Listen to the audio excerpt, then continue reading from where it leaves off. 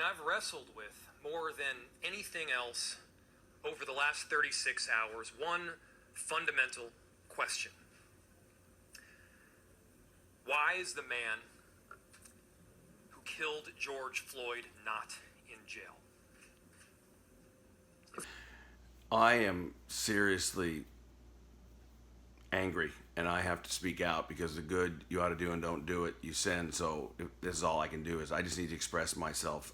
Ephesians chapter 6 verse 12 says, "This for our struggle is not against flesh and blood, but against the rulers, against the powers, against the world forces of darkness, against the spiritual forces of wickedness in the heavenly realms." This is a scripture that talks about it's never was supposed to be human against human, but that's all it has been most over history, because men and women cannot understand the true powers behind what makes them hate and what makes them rage with anger and lie and steal. It's called the demonic forces. So I'm not making that as an excuse, but the devil tries to divide humans anyway. God created us of many races and many nationalities, and the strongest human power at any time takes advantage of the other one.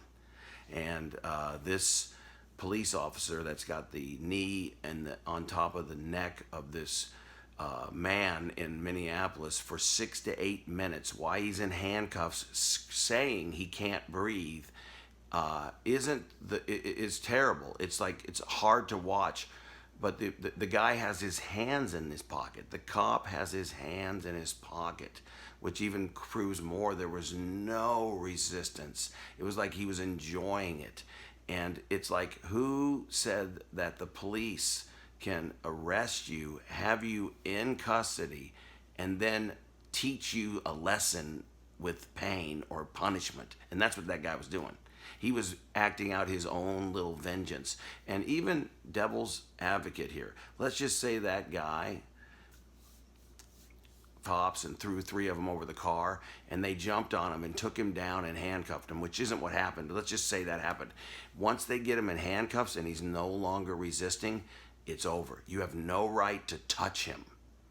So don't give me the excuse emotions, but one of the worst tragedies that makes me more angry than even that cop himself with his knee on that guy's neck was the other cops standing there. Freaking cowards. That's the nature of a lot of human beings in institutions. If you're around and everybody's doing it, you're afraid to speak up because you don't want to cause a problem for yourself. Every one of those police officers can just out of common sense knew this is wrong. They should have said, "Stop it, he's had enough, get off him, bro, put him in the car."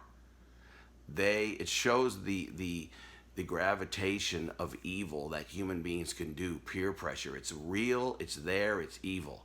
So, and then the greater evil is racism. And I think white men and white people and anybody that is not the race that's being abused should scream out as loud as the actual people that feel like they're being abused. It shouldn't be one side. Everybody should go, "I see that's wrong, it's wrong." So blacks should stand up and go, "It's wrong when a white person's abused." White people should get up and say, everybody should just get up together and go, when a human being is being treated or violated and you know it's wrong, you need to say something. But now that the little riots are happening, the protests, protest. But now the people out there that protest, that are violent because they can't control their emotions, and then they're too immature to go outside. They need to stay home. And then if they break anything or throw a rock or hurt anybody else, they've just proved they're no better than that cop. Because anger and hurting other people that had nothing to do with it makes you just as wrong as the other person. So it's terrible.